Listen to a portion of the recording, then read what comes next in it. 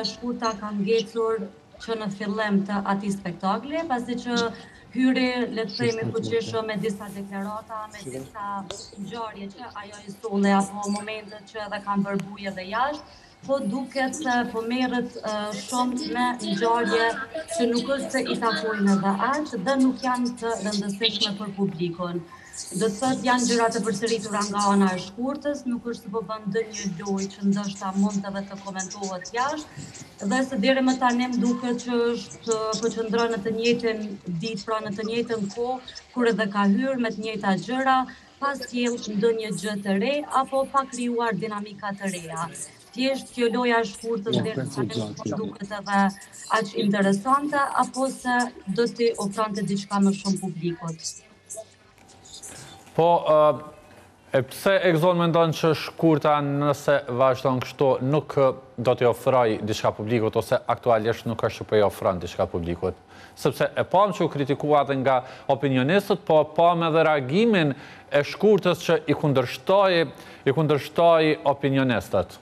E kemi faktikisht në këto momente edhe Donën që na u bashkua. Në këtë rast, më duket se po humb më shumë poena për gjithë ato ngjarje që kanë kaluar deri më tani. Nuk është se po ofron ndonjë gjë të re, dhe thjesht ato bisedat apo ato ngjarjet që pati me Elionën dhe me banorët e tjerë, nuk mendoj që janë edhe aq të dobishme dhe nuk mendoj që krijojnë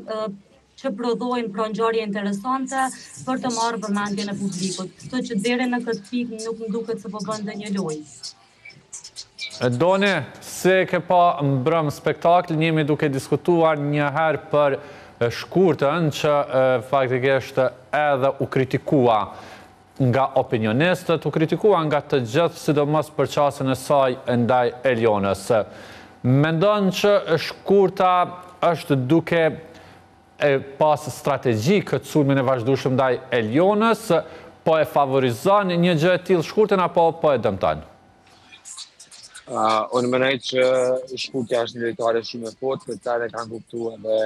banorët, po në anën tjetër kanë kuptuar edhe opinionistat.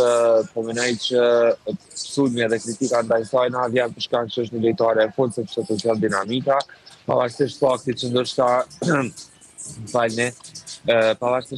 ndoshta nuk është që me Elionën nuk e ka qasjen ashtu që duhet, ose nuk është qasja e duhur, mirë po mendoj që është lojtare e fortë, është lojtare që sjell dinamik, edhe këtë besoj që e kanë kuptuar edhe banorët brana, për çfarë arsye që ndoshta kemi pa edhe një tërheqje, po edhe një vëmendje më shumë tek shkurtja prej pjesës që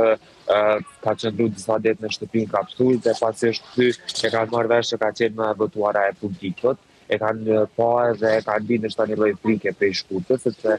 shkurtja pavarësisht këtyre gjanave për të dinamik, po bën lojë, ndoshta edhe me ato keqkuptimet e vogla të cilat po i ka me banorët e tjerë, po bën shumë dinamike lojën e Big Brotherit.